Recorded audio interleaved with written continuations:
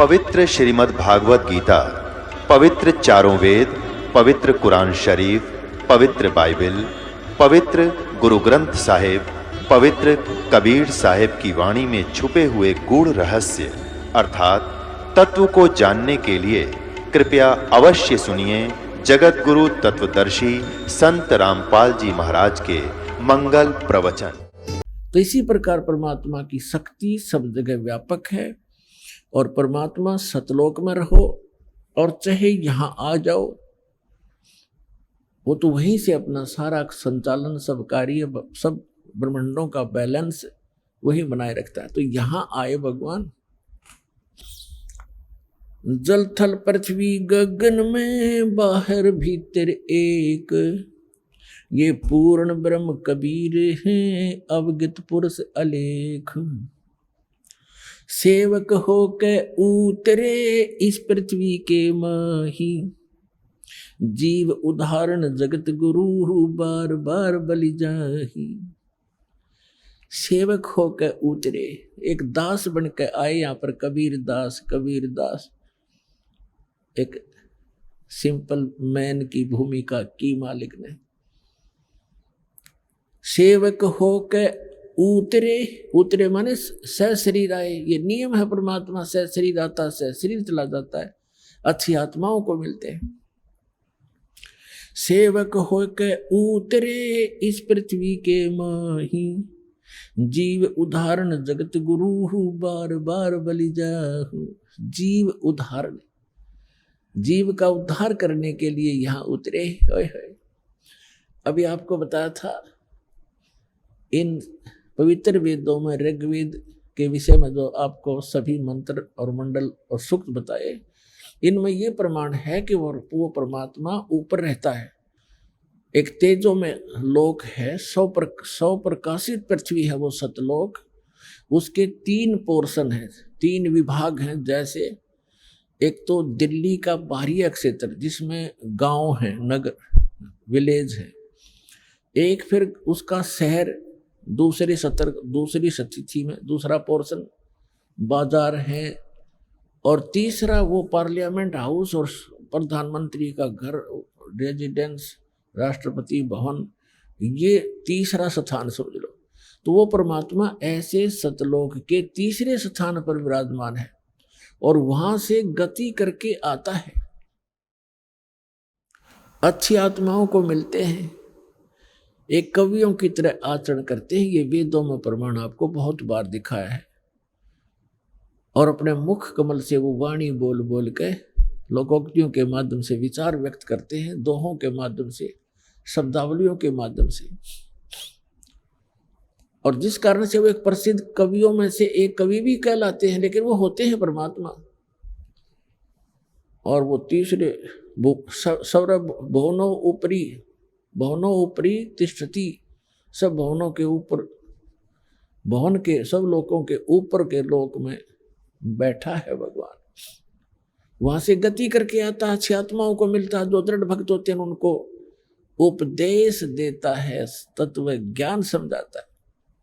श्रीमद् भगवत गीता अध्याय नंबर 4 के श्लोक नंबर 32 और 34 में निष्कर्ष है इसका कि अर्जुन, धार्मिक अनुष्ठानों की जानकारी विस्तार के साथ सच्चिदानंद घन ब्रह्म की वाणी में, ब्रह्मणे मुखे, जिस सच्चिदानंद घन ब्रह्म ने जो वाणी अपने मुख कमल से स्वयं आकर बोली है, वो सच्चिदानंद घन ब्रह्म की वाणी है। उसके अंदर धार्मिक अनुष्ठानों की जानकारी विस्तार से कही गई है।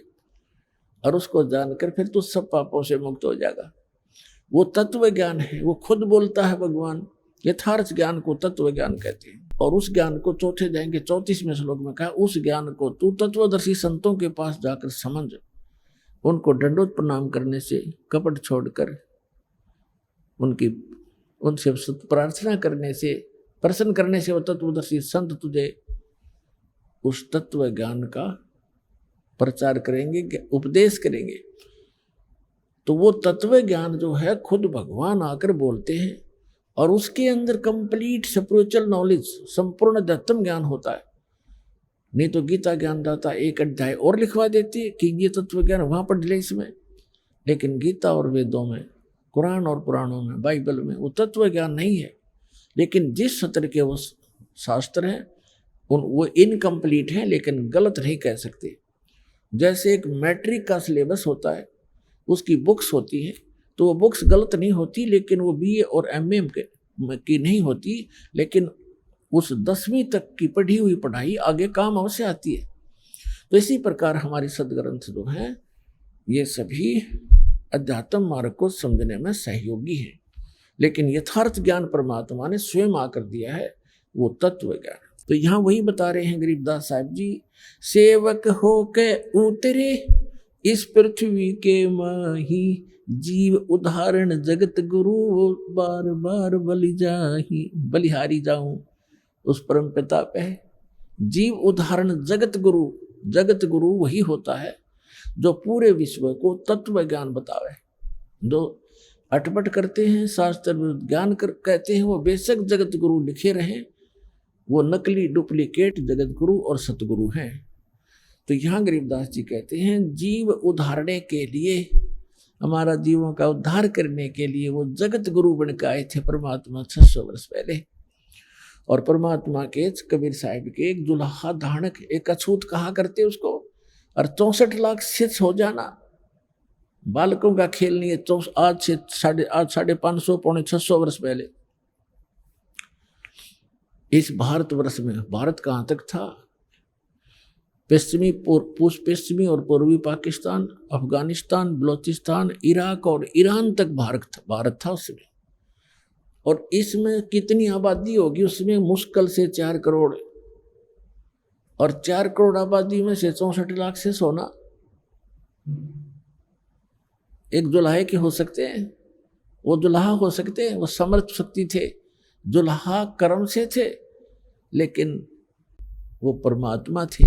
और कर्म इसलिए कर रहे थे कि भाई मेरे से निर्धन कोई नहीं, और परमात्मा पाने के लिए सत भक्ति हो, चाहे गरीब हो चाहे अमीर हो, क्योंकि उन्होंने राजाओं को भी दीक्षा दी और सेठों को भी, साहूकारों को भी दीक्षा दी, लेकिन उनको सच्चाई से परिचित कराया कि मोक्ष पाने के लिए ये बकवाद संसारिक छोड़नी पड़ेगी, तभी मुक्त होगी। तो इसलिए यहाँ गरीबदास जी कहते हैं कि वो दास बनकर उतरे।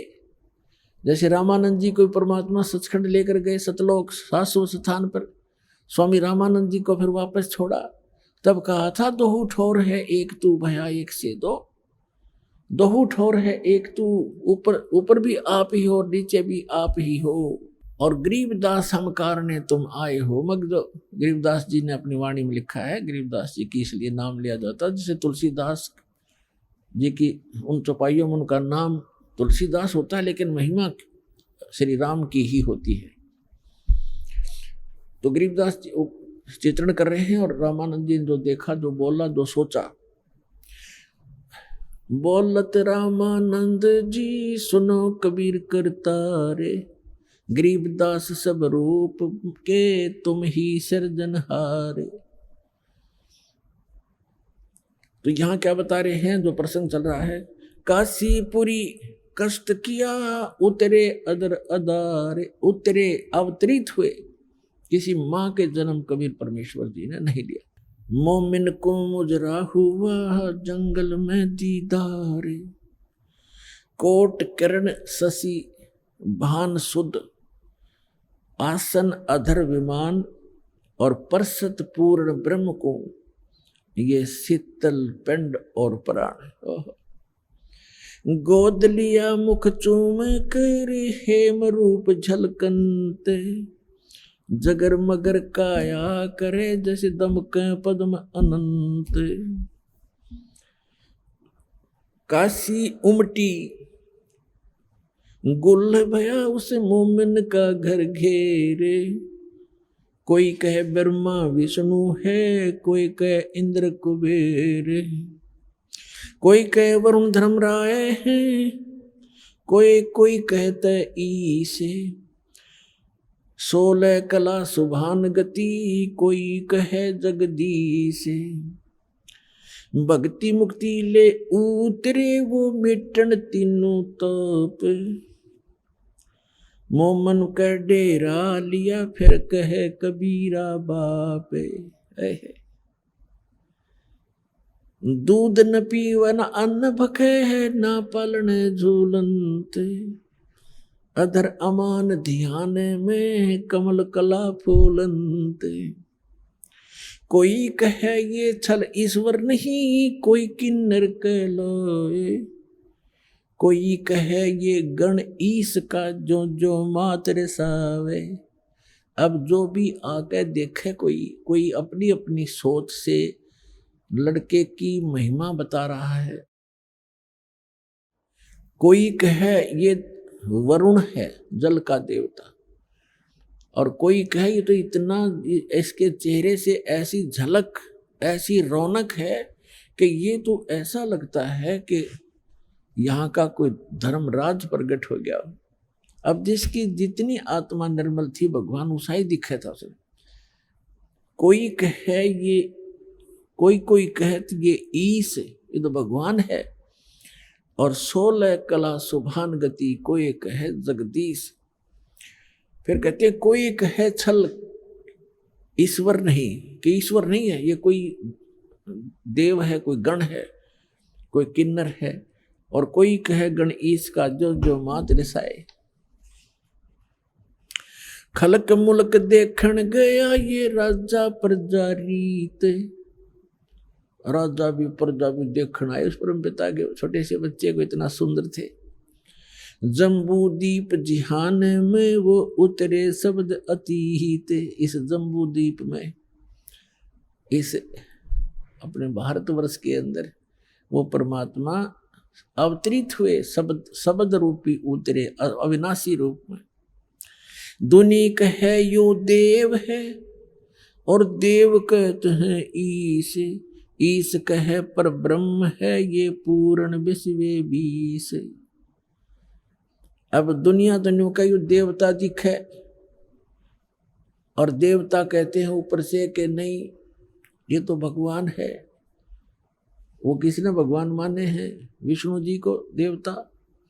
और विष्णु जी कहते हैं नहीं ये तो पूर्ण ब्रह्म है, विश्व बीस, पार ब्रह्म है, पूर्ण विश्व बीस, इसमें कोई शक नहीं।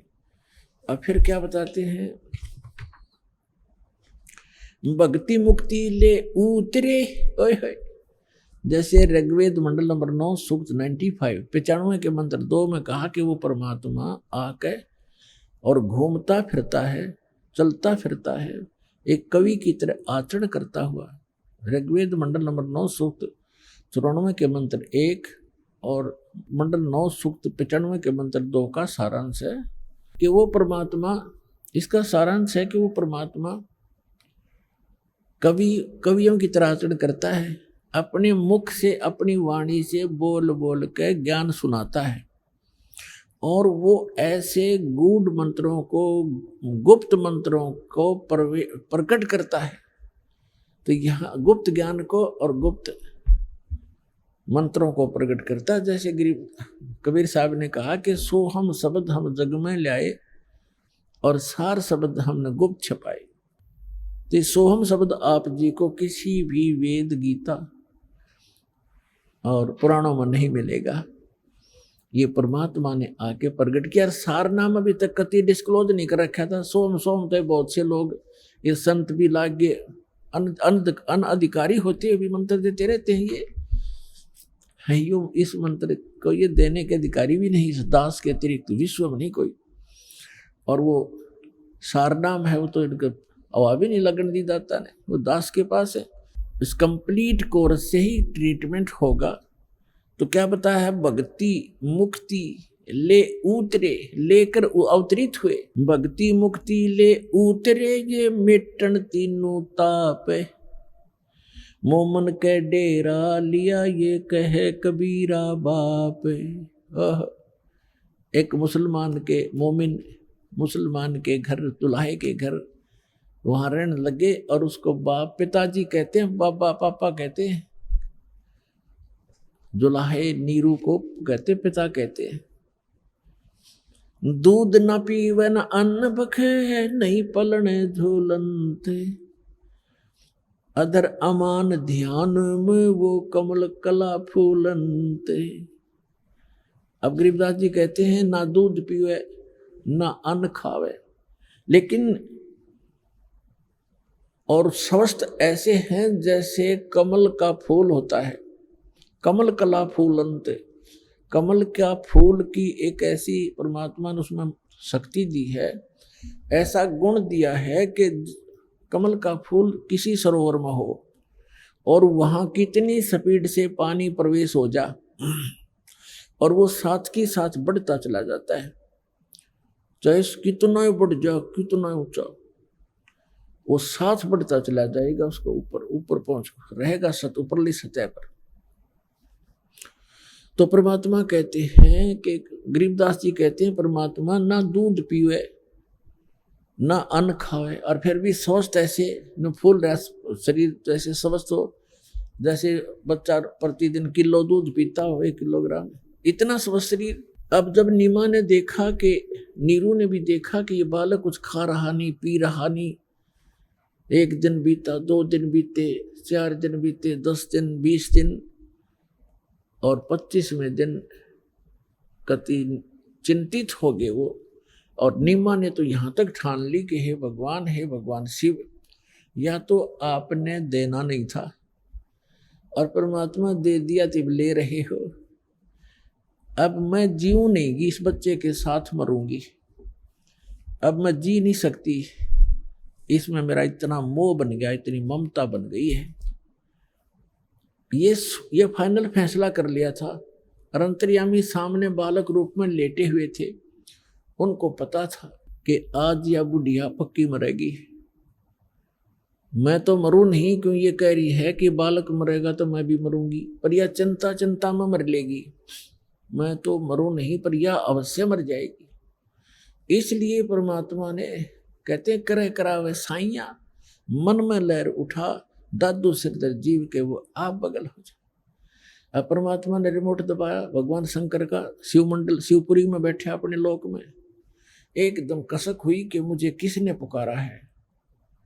बेशक वो मुसलमान बन गए थे, लेकिन अपनी आराधना और अपनी अर्जी भगवान शंकर को ही लगाया करते थे। वैसे तो पुण्यात्माओं धीरे धीरे ज्ञान की रोशनी होगी, ये पूरा मुसलमान धर्म ही इस शंकर भगवान का पुजारी है, पर ये उसको समझ नहीं पा रहे। और जो इनका जो कुरान शरीफ का ज्ञान दाता है वो है ये काल ज्योति निरंजन, इसी ने गीता का ज्ञान दिया, इसी ने वेदों का ज्ञान दिया और इसी ने बाइबल का ज्ञान दिया। और गरीबदास साहिब जी ने कहा कि वही मोहम्मद वही महादेव, वही मोहम्मद वही महादेव, वही आदम वही ब्रह्मा, दास गरीब दूसरा कोई नहीं, देख आपने घर में। अब गरीबदास जी कहते हैं कि तुम अलग अलग समझकर झगड़ रहे हो। वही जैसे ईसा जी आए थे विष्णु जी के लोक तय,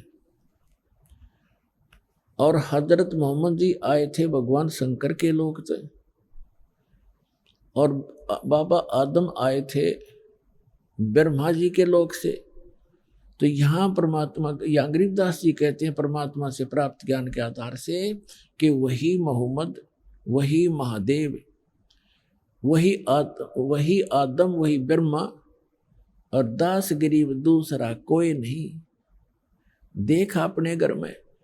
कि आप जी यदि साधना करके देख लोगे, प्रत्येक मानव का शरीर चाहे किसी भी धर्म मजहब से संबंधित है, एक जैसा है, उसके अंदर कमल भी एक जैसे हमारे रीढ़ की हड्डी है, जो जिसको बैकबोन बोलते हैं, पीछे की जो हड्डी है बैकबोन पिछले की, इसके अंदर की साइड में जैसे बहुत ऐसा स्थान है जिस पर छोटी छोटी सी ऐसे नाभि कमल, नीचे मूल कमल, गुदा से 2 उंगल ऊपर अंदर की तरफ, और उससे 2 उंगल ऊपर लगभग स्वाद कमल है ब्रह्मा जी। जिस मूल कमल में गणेश जी का निवास है, यानी गणेश जी का चैनल समझ लो कि गणेश जी के लोक में जो भी क्रियाएं हो रही हैं आप इस अपने मूल कमल में देख सकते हो। जब आपका कनेक्शन जुड़ जाएगा, सारी डिश डैश लग जाएंगी, ये दास लगा देगा सारी, और फिर आपके वो चैनल चालू हो जाएंगे। ये तो एक टीवी है शरीर, इसके अंदर चैनल हैं, और जौन सा भी चैनल आप ऑन करोगे, चलाना चाहोगे तो वही चलेगा। तो इस प्रकार इसके अंदर सब चैनल हैं। फिर नाभि चैनल है, नाभि कमल। जो मूल कमल है वो गणेश जी के लोक में जो कुछ भी हो रहा है मूल कमल पर देखा जा सकता है उस। और फिर ब्रह्मा कमल है, स्वाद चक्र है जिसमें ब्रह्मा जी का आधिपत्य है। ये ब्रह्मा जी के लोक में जो क्रियाएं हो रही है इस चैनल्स के माध्यम से दिखाई देती है, स्वाद चक्र बोलने से। फिर नाभि चक्र है, नाभि कमल चक्र, कमल दल, नाभि कमल। उसके अंदर विष्णु जी के लोक में जो हो रही है क्रियाएं, उसका जब ऑन हो जाएगा, इस मंत्रों से हो जाएगा। जो मंत्र हम आपको देते हैं, प्रथम मंत्र, इसमें बीच के जो 5 नाम हैं, इनसे आपके 5 कमल ऑन हो जाएंगे। लेकिन इन कमलों को देखने की आवश्यकता नहीं है आपको। आप यही मार खा जाते हो कि वो हमारे कमल दिखाओ, चल दिख जाए तो बहुत अच्छा है, कमलों को देखें, उनको देखें। अब देखो पुण्यात्मा, इन कमलों में को देख देख कर हमने अपना जीवन नाश कर लिया संख्यों बार। ये ऋषि लोग कौन थे? ये साधना और अभ्यस्त, ये जो समाधिस्थ हो जाते थे 1000 वर्ष तक, ये कैसे हो जाते? और फिर क्या मिला उनको? ये क्या होता है कि किसी भी कमल में आपकी सुरती लगी, वो ऑन हो गया तो उसके अंदर आपकी सुरती पहुंच जाएगी बहुत दूर तक, और उस लोक में प्रवेश कर जाएगी। वहां आप जो देखोगे नजारे, जैसे बालक किसी मेले में चला जा, कहीं कोई रीछ नचा रहा है, कोई कहीं पर गा रहा है, कोई भालू, कोई बंदर नचा रहा है, कोई कहीं कुश्ती हो रही है, कहीं कोई गाने गा रहा है, कोई ऐसे ऐसे डुगडुगियां बजा रहा है। तो वो बालक उस मेले में चला गया तो फिर उस मेले में बिचल जाएगा, उसको पता नहीं चलेगा, और पिता जाएगा बिछुड़। तो ऐसे आप बच्चे हो, इस जिस भी कमल में वो ऋषि प्रवेश कर जाता था हजारों वर्षों, तो वो बहुत लंबे क्षेत्र हैं ये, उनमें कहीं नाच देख रहा है, वहाँ अप्सराओं के कहीं झरने में नहा रहा है, जैसे सपना हो जाता है ना समाधि में, ऐसे चलता है फिर। और जब वो वापस आता है तो फिर वो इतना उसका शरीर जीर्ण शीर्ण हो लेता है, उसमें 1-2 सिद्धि आ जाती है, उसके वचन से कोई ऐसी घटना घट जाती है, जनता पीछे लग जाती है, वो प्रभु पाक जाता है, फिर गधा बन जाता है। तो काल ने हमारी यहाँ ऐसे अक्ल मार रखी है। तो ये सब कुछ आपका हो जाएगा, लेकिन इसमें घुसने की आवश्यकता नहीं। जैसे हमने अपनी मंजिल पर पहुंचना है और रास्ते में कहीं कोई कुछ भी हो रहा है, कोई सर्कस है, कोई कुछ और है, कुछ, और चलते चलते आप उसकी टिकट लेकर उसमें बढ़ गए सर्कस में, और जाना था अपने विदेश, इतना वो हवाई जहाज निकल जाएगा, वो रह गया वहीं का वहीं। तो आप जी ने जो उद्देश्य है वो टारगेट नहीं भूलना, लेकिन इन कमलों से जो हमने लाभ लेना है वो हम साथ लेते चलेंगे। तो जो दास आपको बताना चाह रहा है, ये कमल है हमारे अंदर। तो कहने का भाव ये, इसी प्रकार हृदय कमल है जिसमें भगवान शंकर के लोक की सारी प्रक्रिया इस चैनल पर दिखाई देंगी। यहाँ कंठ कमल है, इसके पीछे ये रीढ़ की हड्डी के अंदर की साइड में जहाँ से ये बैंड होती है, यहाँ पर इस दुर्गा का कमल है, अष्ट कमल दल यहाँ पर है। ये 16 कमल का है, 16 पंखड़ियों का कमल है। इसको जो ना ये 5वां कमल है, इसको कंठ कमल कहते हैं, अष्ट कमल नहीं। जैसे एक मूल कमल, फिर स्वाद कमल, चक्कर कहो चाहे कमल कहो, फिर नाभि कमल, विष्णु और लक्ष्मी जी का वहां पर नजारा दिखाई देता है। फिर हृदय कमल, इन दोनों सतनों के बीच में, और यहाँ दोनों सतनों के बीच में उधर से ऊपर, यहाँ इसकी रीढ़ की हड्डी पर अंदर की तरफ एक हृदय कमल है, जिसको हृदय कमल कहते हैं, जिसकी 12 पंखड़ी हैं। ये कंठ कमल है, इसमें 16 पंखड़ी हैं और दुर्गा जी का निवास है। तो यहाँ कहना चाहते हैं गरीबदास जी कि वही मोहम्मद, वही महादेव, वही आदम, वही ब्रह्मा, और दास गरीब दूसरा को नहीं, कोई नहीं। देख अपने घर में, यदि आप अपने चैनलों को ऑन कर लोगे, देख के देखो, आप विश्व शिवलोक के अंदर प्रवेश करोगे, आपको वहां बैठे दिखाई देंगे ये मोहम्मद और सारे ये पीर पैगंबर। वहां एक अलग से पितरलोक है, प्रत्येक इस भगवानों की नगरी है, अलग अलग इनके स्थान हैं, इनके लोक हैं, और प्रत्येक में अलग अलग स्वर्ग हैं। स्वर्ग माने रेस्टोरेंट, और अलग अलग उनके पितर स्थान है। गण अलग रहते हैं, ये भूत प्रेत अलग रहते हैं। भूत प्रेत पितरों आदि का वो इकट्ठा ही अक्षेत्र है। तो ये सारे वहां बैठे दिखेंगे तुमने, तब पता चलेगा आप अलग नहीं हो, एक हो। तो यह कहते हैं वही मोहम्मद, वही महादेव, वही आदम, वही ब्रह्मा, दास गरीब दूसरा कोई नहीं। देखा अपने घर में। तो नीमा प्रार्थना कर रही है कि भगवान, या तो पुत्र देना नहीं था, और दे दिया तो मालिक लेना नहीं था। आप इसको लेने जा रहे हो, आपकी दासी साथ मरेगी इस बालक का। जय, ये मर गया। तो परमात्मा ने सोचा कि मैं तो मरूं नहीं, पर ये जरूर मरेगी। इतनी टेंशन ले ली इसने। तब परमात्मा ने भगवान शिव को प्रेरित किया ना, तो वो तो 25 दिन की रोए थी। तब परमात्मा कहते हैं कराओ करे कराओ साइया मन में लहर उठा, दादू सिरधर जीव के वो आप बगल हो जा। वहां वो शिव की पुजारन थी, शिव जी भेज दिया, और शिव जी एक साधु रूप बना कर आए फकीर का, और पूछा माई क्यों रो रही हो, क्या बात है, आपने तो बहुत बुरा हाल कर रखा है, क्या बात बेटा बताओ। तो उसने बताया कि महाराज जी मैं महा दुखी हूं, मेरे दुख ने ना सुने, आपके सतर का नहीं है, आप भी दुखी हो जाओगे मुझे दुखिया के दुख न सुनकर। भगवान शिव ने कहा कि माई बेटा, कहते हैं अपना दुख किसी दूसरे को सुना दे तो कुछ हल्का हो जाता है। ठीक है, मैं नहीं कर सकूंगा, कुछ विधि बताऊंगा, हो सके दाव लग जाए तो कर लेना। तो माई ने सोचा ले बता दे महात्मा को, महात्मा में तो शक्ति भी होती है। लेकिन इससे पहले वह सब महात्माओं के पास जा चुकी थी, कोई राहत उनको मिला नहीं था। झाड़ फूक भी करवा लिए थे, सारी टोक टाक भी झाड़ ली थी, पर उस मालिक का टोक लग गया करे। कोई जंतर मंत्र हो सकता था, पर हम ऐसे बच्चे हैं ज्ञान में। तब उस नीमा ने सारी कहानी बताई कि मैं निसंतान थी महाराज। एक दिन मैंने हृदय से अपने भगवान शिव को याद किया था, और कमल के फूल पर एक सरोवर के अंदर मुझे ये अनमोल रत्न उन्होंने मुझे दिया था। और अब ये 25 दिन का हो गया, इस ना भोजन खाता है ना दूध पीता है, अब ये मृत्यु को प्राप्त होने वाला है। और परमात्मा ऐसे स्वस्थ, जैसे कमल कला फूलंत, कमल की तरह फूल रहे हैं, फल फूल रहे, बड़े शरीर स्वस्थ हो रहा है, मैच्योर से हो रहे हैं, जैसे नवजात शिशु से थोड़ा बड़ा शरीर हो गया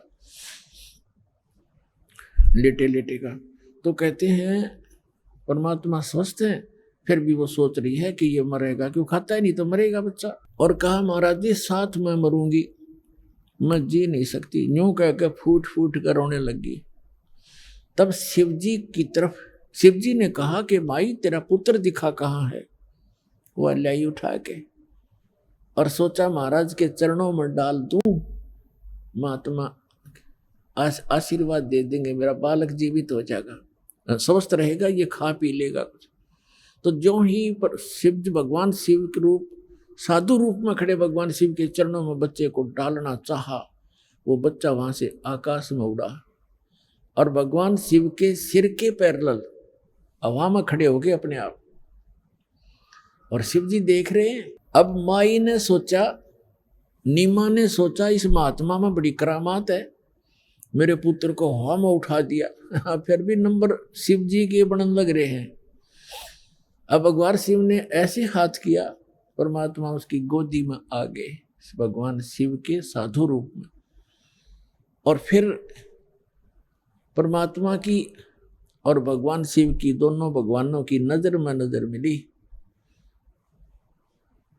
तब शंकर भगवान ने प्रणाम किया कि तो कोई अजब शक्ति है। कहते हैं 7, गरीबदास जी ने लिखा है कि 7 बार उनकी आपस में वार्ता हुई, माई नहीं समझ सकी।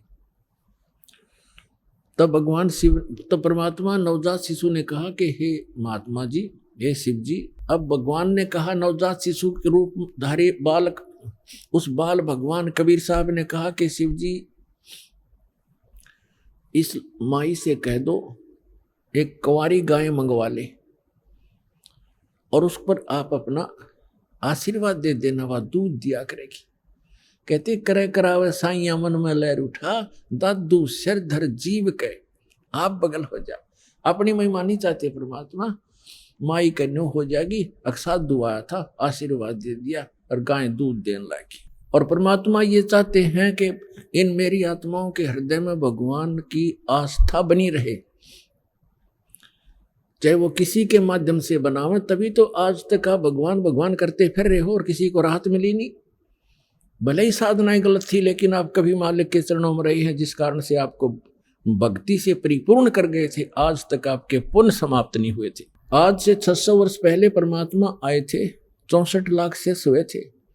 उन 64 लाख में से आप हो जो सबसे पहले आओगे, और आपको इतना भक्ति और आशीर्वाद से आपको आपका पोषण कर गए थे, आत्मा का इतना आपके पुण्य संग्रह करवा गए थे कि आप जी के जन्म होते आ रहे मनुष्य के। भले ही आप साधनाएं किसी भी देव देवता की कर रहे थे, उनसे मिलना मिलाना कुछ नहीं था, आपके फल रहे थे पूर्व जन्म के कर्म ही, वो संस्कार मिल रहे थे। लेकिन आस्था भगवान में जुड़ी थी कि मैं इस भगवान की पूजा कर रहा था, मुझे लड़का हो गया, मेरी नौकरी लग गई, जैसे इस दास के साथ था। अब पता चला जिन भगवान ने क्यों पूजा करते थे वो कुछ कर ही नहीं सकते थे, लेकिन हमारी आस्था थी, हो रहा था, फल रहा था, संस्कार प्रारब्ध, और हम क्रेडिट देते थे इन भगवानों को, और हमारी चाह बनी रही भगवान में, और कर रहा था वो खुद मालिक। तो उसी समय साधु वेशधारी भगवान शंकर ने कहा कि नीमा तेरा पति कहाँ, बुलाओ। उसने अपने पति को बुलाया। तो भगवान शिव ने कहा, यानी जो साधु रूप में खड़े थे, कि ऐसा कर बच्चा, एक कुंवारी गाय ला जिसने दूध पीना छोड़ रखा हो और सांड न टच ना करी हो, जाके संग बैल नहीं लागा। और एक कुम्हार के घर से एक बिल्कुल ताजा स्वच्छ एक छोटा सा मटका ले आना, जिसमें दूध निकाला करेंगे, घड़ा, छोटा घड़ा, बरोला। जैसे आजकल देगची होती है ना, डेगची, इतने साइज का। वो गया तुरंत, कुंवारी गाय ले आया और एक कुमार के घर से डेगची टाइप मटका ले आया मिट्टी का। भगवान शिव ने उस बच्चिया के सिर पे कमर पे हाथ मारा, लंबे लंबे सतन हो गए और पात्र नीचे कर दिया, और वो पात्र भर गया, अपने आप बंद हो गया फिर। और परमात्मा ने वो दूध पिया। तब उस बुढ़िया के, उस माई को विश्वास हुआ, तब उस माई को विश्वास हुआ कि अभी उम्र नहीं, और महात्मा के चरण छुए, सो नमस्कार करे, आप तो सचमुच भगवान आ गए।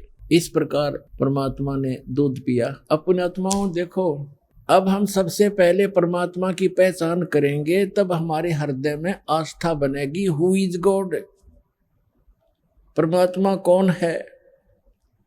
जिन सदग्रंथों को हम सत्य मानते, यानी वेदों को, विश्व का प्रत्येक व्यक्ति ये मानता है कि सत्य है, और विशेषकर हिंदुओं के तो हृदय में समाये हुए हैं चारों वेद। और पुण्यात्मा वेद क्या है, ये कोई किसी डूम बाट के गीत नहीं, गॉड गिवन स्पिरिचुअल नॉलेज है, और भगवान की महिमा है इनके अंदर। अब वेदों के अंदर जो ज्ञान है, भगवान की महिमा है, वो क्या करता है, कैसी लीला करता है, और वो किसी ने कर रखी हो पृथ्वी पर।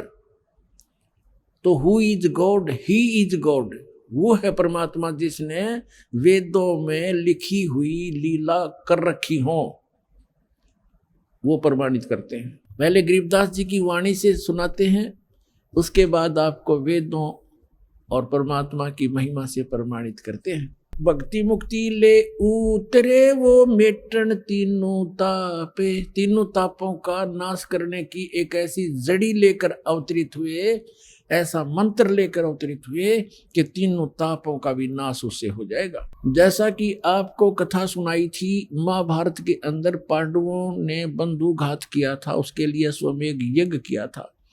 भगवान कृष्ण ने बताया था कि तुमने जो बंधुघात किए हैं उस 3 ताप के अंतर्गत ये प्रेत आत्माएं तुम्हें सता रही हैं, उन मृतकों की आत्मा सता रही है 3 ताप के अंतर्गत।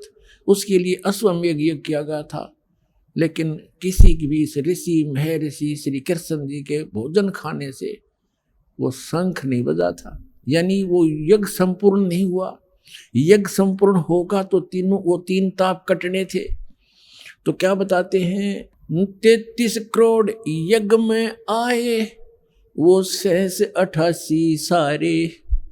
33 करोड़ देवता, 88,000 ऋषि, 12 करोड़ ब्राह्मण, 56 करोड़ यादव, सब उस यज्ञ में भोजन का खा चुके थे, शंख नहीं बजा था। 33 करोड़ यज्ञ में आए वो सहस 88 सारे। 12 कोट वेद के वक्ता वो सुपच का शंख बजारे। बन तू पावेगा अपना किया रे, भोग गयो अपना किया रे। कहते हैं 33 करोड़ यज्ञ में आए 87 सारे और 12 कोट वेद के वक्ता, 12 करोड़ ब्राह्मण वहां उस सुदर्शन का शंख बजा रहे। सुदर्शन से शंख बजा रहे, वो परमात्मा स्वयं आ रहे थे। तो यहां बता रहे हैं कि वो परमात्मा ही ऐसे मंत्र देता है जिससे आपके तीनों ताप भी कटेंगे। तुम कौन राम का जपते जापम, तात कटे न ये तीनों तापम। और अभी आपको बताया वेदों में, ऋग्वेद मंडल नंबर 9 सूक्त 95 के मंत्र 2 में और 94 के मंत्र 1 में, 9 मंडल के सूक्त 94 के मंत्र 1 में स्पष्ट किया है कि वो परमात्मा कवियों की तरह आचरण करता है, घूमता फिरता है और अपने मुख कमल से वाणी बोलता रहता है। और वो परमात्मा एक गुप्त मंत्र का आविष्कार करता है, प्रकट करता है गुप्त मंत्रों को। वो है वो तीनों ताप के काटने वाले। और यही गरीबदास जी कह रहे हैं, वही प्रमाण दे रहे हैं। भक्ति मुक्ति ले उतरे, उतरे माने अवतरित हुए, सहश्री राय, उतरना, नौका नुआना। भक्ति मुक्ति ले उतरे वो मेटन तीनों ताप, मोमिन का डेरा लिया वो कह कबीरा बाप। उस मुसलमान दुल्हे के घर निवास कर रखा है और एक लीला करते हुए उस नीरू को पिता कहते हैं। दूध न पीवन अन्न बखे, नहीं पलने झूलन थे, अदर अमान ध्यान में वो कमल कला फूलन थे।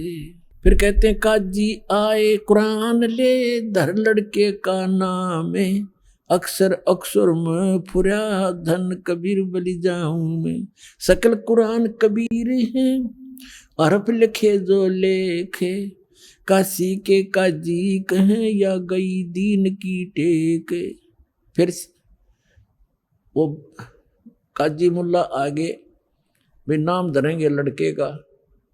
अब वो कुरान शरीफ को खोलते हैं, जैसे अपने यहाँ ब्राह्मण भी ऐसे नामांकन करते हैं, गुरुजन अपना कोई वेद या गीता या पुराण को ऐसे खोलेंगे, प्रथम अक्षर जो आएगा उस पर नाम रख देंगे।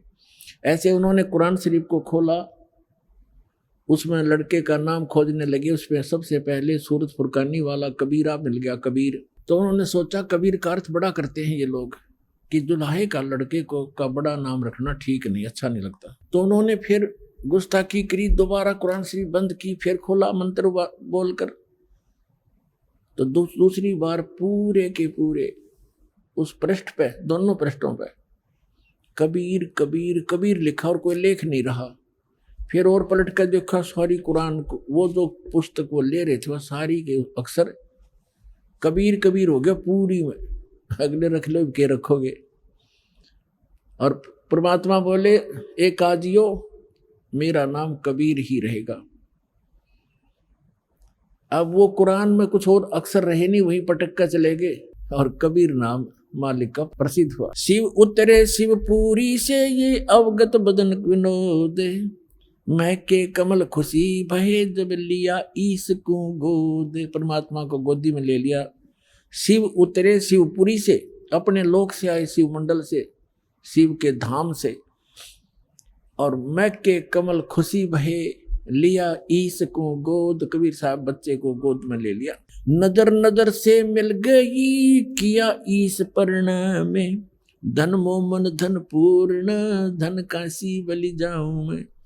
अब शंकर भगवान जी खड़े थे साधु रूप में और आशीष दे रहे थे कि हे माई, धन है काशी नगरी जिसमें ऐसे महापुरुष का आना हुआ है, धन होगी ये नगरी, इसके ऐसे सारे ग्रह हैं, ऐसे ग्रहों में है, ऐसे इसकी मस्तक की रेखाएं बताती हैं, धन है ये काशी नगरी जहाँ से पुरुष का आगमन हुआ। कहते 7 बार चर्चा करी वो बोले बालक बहने, बालक 25 दिन का बालक बोलता है और 7 बार बोले श्री भगवान शंकर जी से। 7 बार चर्चा करी वो बोले बालक बहने, शिव को कर मस्तक धरा ला मोमिन एक धेनु। हे मोमिन, हे मुसलमान, हे बच्चा, जा एक धेनु, एक गाय लिया, अनब्यावर को दूहत है दूध दिया तत्काले। कंवारी को दूहत है दूध दिया तत्काले, पीवे बालक ब्रह्म गति ता शिव भय दयाल। अपनात्मा इतना समय नहीं, अब परमात्मा की महिमा तो आज शुरू हुई थी, आज ये 5 दिन पूरे हो गए। इतनी महिमा इस परमात्मा की। एक तो अब पहले आप जी को दिखाते हैं, अभी तो दास ने वर्बली बताया, आदरणीय गरीबदास साहिब जी जो परमेश्वर से मिले थे और उनकी दिव्य दृष्टि खोली थी, उस आधार से पूर्व की घटनाएं जो की तो लिखी सच्चाई कि कंवारी गायों का दूध पिया परमेश्वर ने, शिव जी ने उसके कमर पर हाथ रख दिया, उसने दूध दिया और फिर वो देती ही रही कंवारी गाय और परमात्मा दूध पीते रहे। फिर दूसरी गाय लाए उसने, जब वो छोटी, फिर दूसरी लाए उसने भी ऐसे ही, तो ऐसे चलता रहा, कंवारी गायों का दूध परमात्मा पीते हैं। तो ये तो आपने गरीबदास जी की वाणी से सुना। अब वेदों को, मैं भगवान की महिमा है, अब आपको वेदों से प्रमाणित करता हूं। ये देखिएगा ऋग्वेद मंडल नंबर 9, ऋग्वेद मंडल नंबर 9, ये कहाँ से प्रकाशित है, किसने छापा है? ये है प्रकाशक है सर्वदेशी कार्य प्रतिनिधि सभा, महर्षि सिद्धांत भवन, रामलीला मैदान, नई दिल्ली से। और ये देखिएगा, ये इसका अनुवाद करता है, यहाँ से ये मुद्रित है। अब आपको दिखाते हैं ऋग्वेद मंडल नंबर 9 सूक्त 1 का ये मंत्र नंबर 9, ये 9 नंबर है।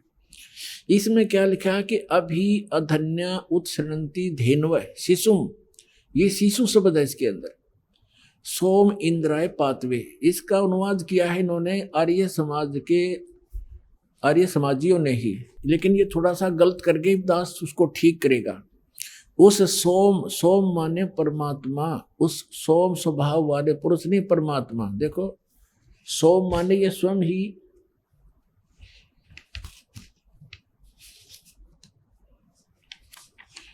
यहां देखना,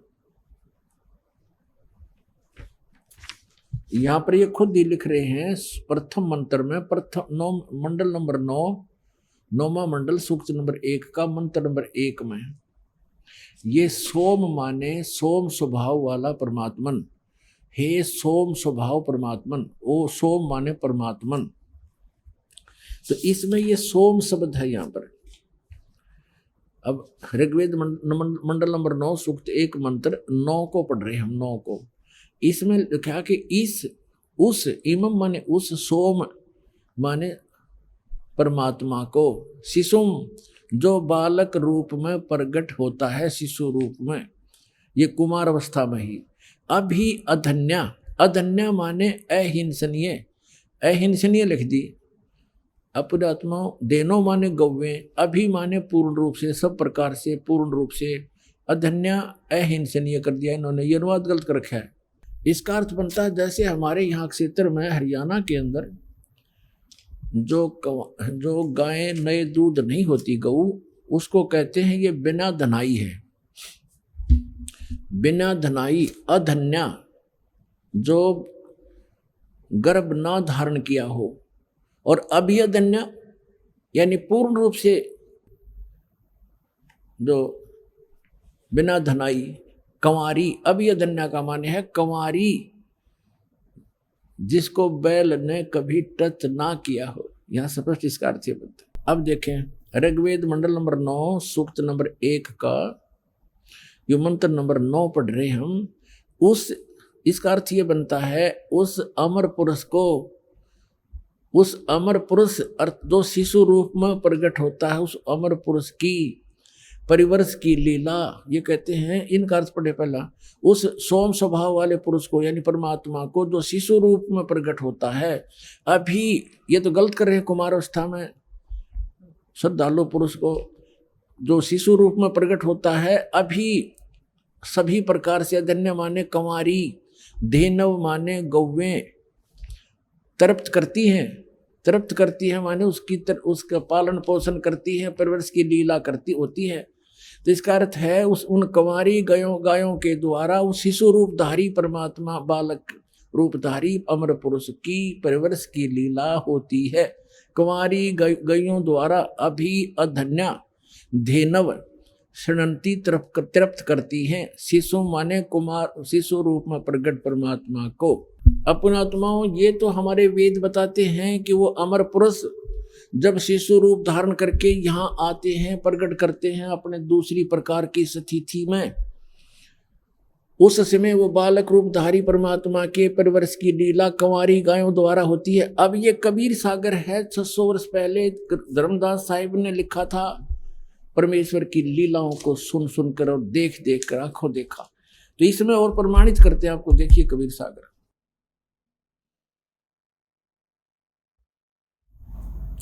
खेमराज श्री कृष्णदास प्रकाशन मुंबई से प्रकाशित है। ये देखिएगा यहां से, ये है कबीर सागर और इसके कौन है? कबीर पंथी भारत पथिक स्वामी युगलानंद बिहारी द्वारा पुरस्कृत। कहाँ से छपा है? प्रकाशक एवं मुद्रक है खेमराज श्री कृष्णदास, अध्यक्ष श्री वेंकटेश्वर प्रेस, खेमराज श्री कृष्णदास मार्ग, मुंबई से। ये ऐसा। अब इसके हम आपको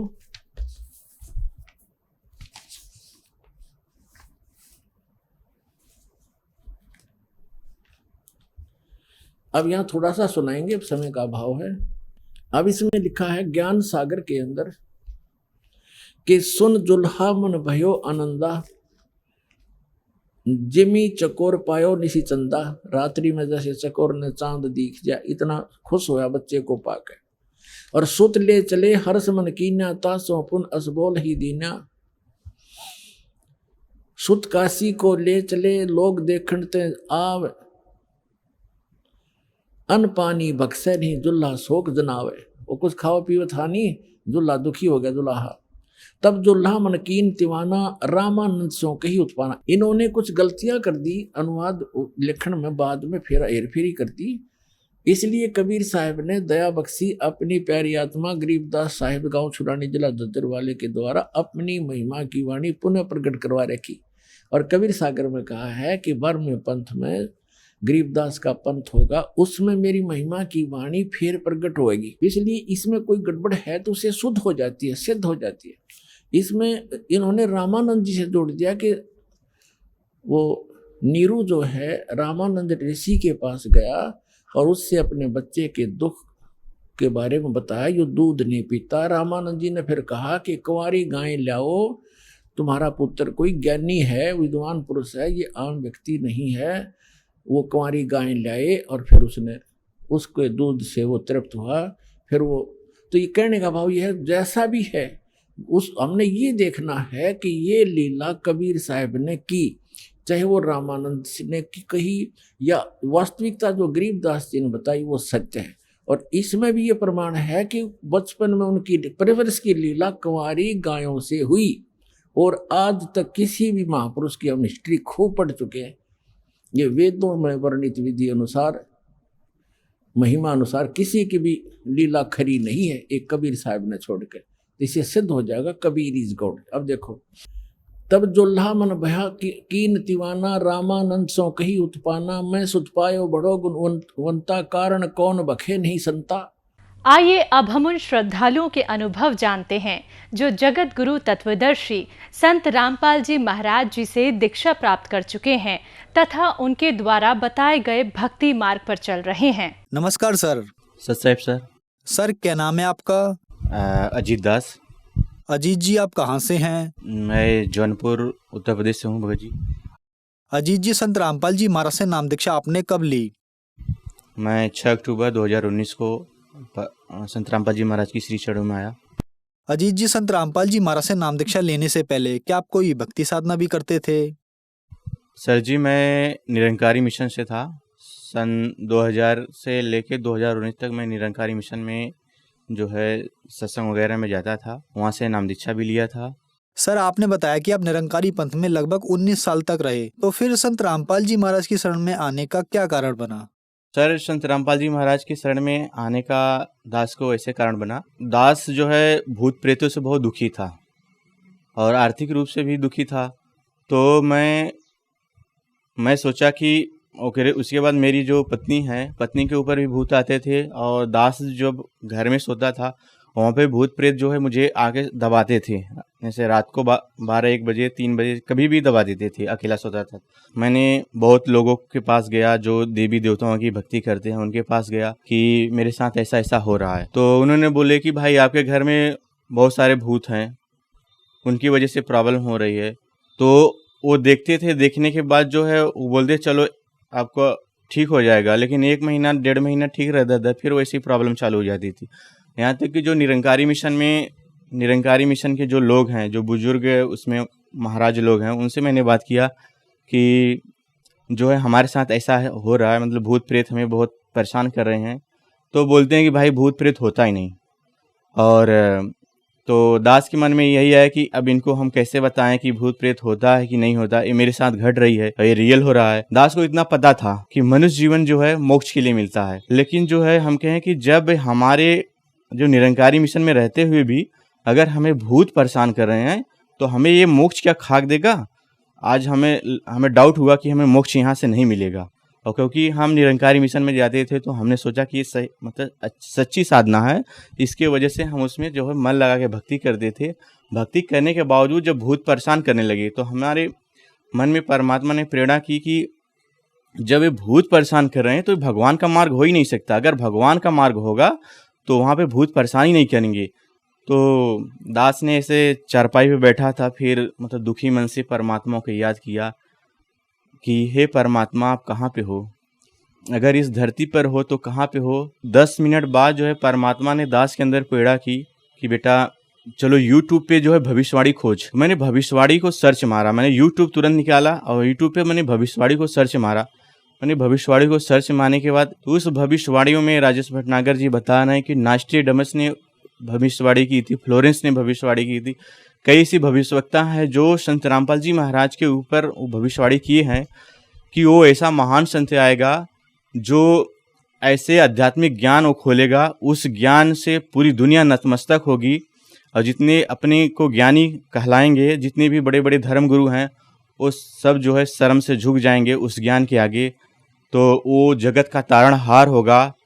तो दास को बहुत खुशी हुई। फिर लास्ट में जब परमात्मा संत रामपाल जी महाराज का नाम बताते हैं कि वो संत कोई और नहीं, वो संत रामपाल जी महाराज हैं, तो मैंने अपने ऐसे माथे पे हाथ मारा कि आज तक वो संत रामपाल जी महाराज भारत देश में हैं और उनका नाम तक मैं नहीं जानता। तो मैंने जैसे ही संत रामपाल जी महाराज का मैंने यूट्यूब पे नाम डाला, हम कहे अगर आप सच्चे गुरु हो इस धरती पे, आप ही जगत के तारणहार हो, तो मैं आपके सत्संगों से पकड़ लूँगा कि आप जो है सच्चे गुरु हैं। तो दास ने जो है वेद से कंपेयर किया, वेद से गुरु जी का ज्ञान कंपेयर किया, कुरान से किया, बाइबल से किया, फिर गुरु ग्रंथ साहब से किया, गीता से किया। जब सारे ज्ञान को मैंने कंपेयर किया, उसके बाद मालिक का ज्ञान मैंने सुना। सुनने के बाद मेरी आत्मा यही बोली कि आप ही वो संत हो, जगत के तारणहार हो। दुनिया कुछ भी कहे, लेकिन आप ही वो सच्चे गुरु हो और आप ही हो जिससे सबका मोक्ष होगा। फिर उसके बाद मैंने संत रामपाल जी महाराज की श्री चरण कमलों में आके नाम दीक्षा लिया। अजीत जी, संत रामपाल जी महाराज की शरण में आने के बाद क्या आपको कोई लाभ भी मिले?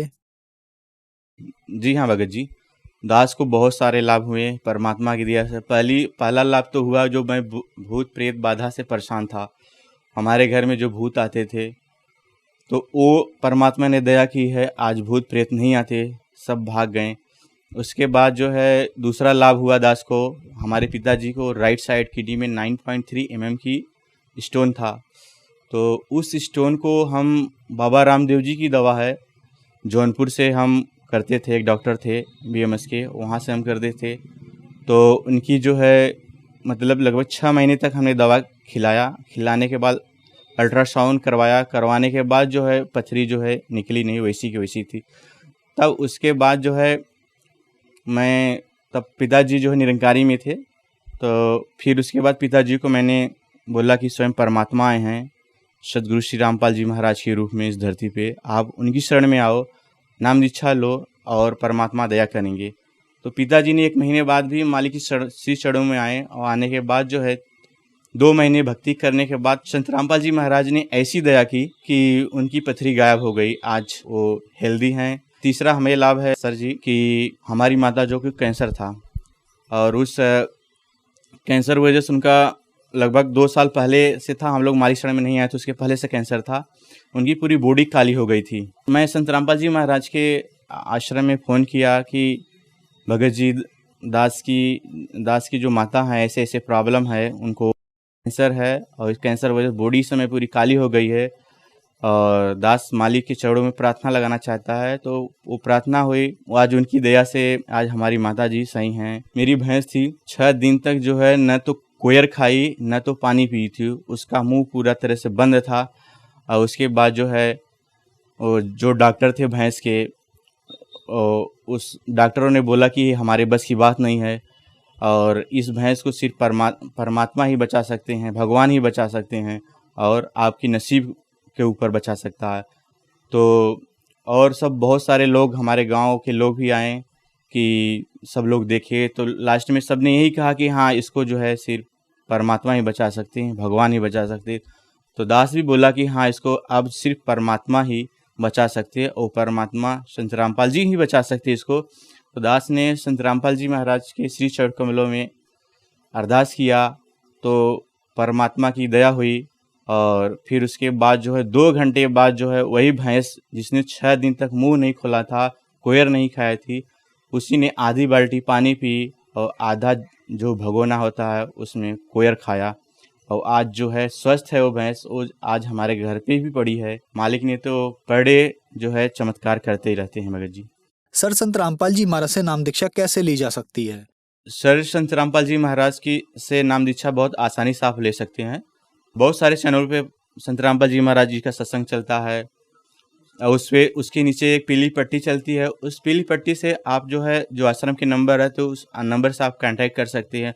और यहाँ तक कि आपके पास एंड्रॉयड फ़ोन है तो आप गूगल पे जाके संत रामपाल जी महाराज का से नाम डालेंगे, वहाँ से जो है आप ज्ञान गंगा पुस्तक, जीने की राह, गीता तेरा ज्ञान अमृत, जितनी सारी पुस्तकें हैं संत रामपाल जी महाराज की, आप वहाँ से डाउनलोड कर सकते हैं, वहाँ से कांटेक्ट नंबर ले सकते हैं, और यूट्यूब पे मतलब परमात्मा का संत रामपाल जी महाराज का आप सत्संग सुन सकते हैं, और वहाँ से जो है और नाम दीक्षा ले सकते हैं। धन्यवाद सर। सत साहेब।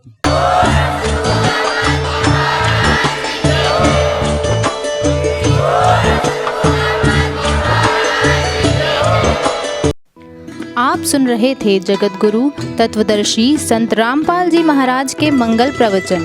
अधिक जानकारी के लिए संपर्क करें